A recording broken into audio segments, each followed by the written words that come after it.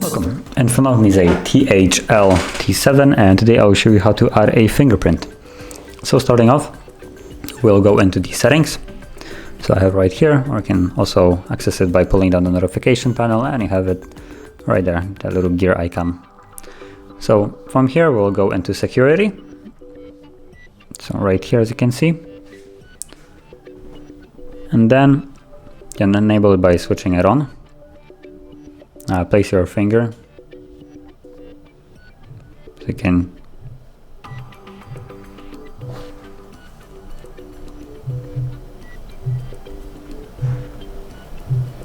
okay.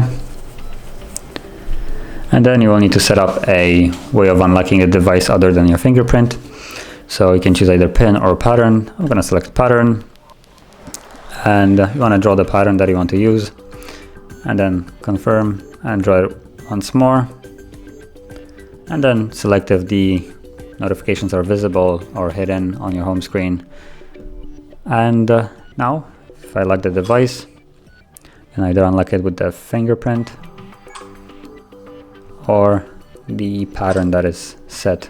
So like this. So that is basically how you set up a fingerprint.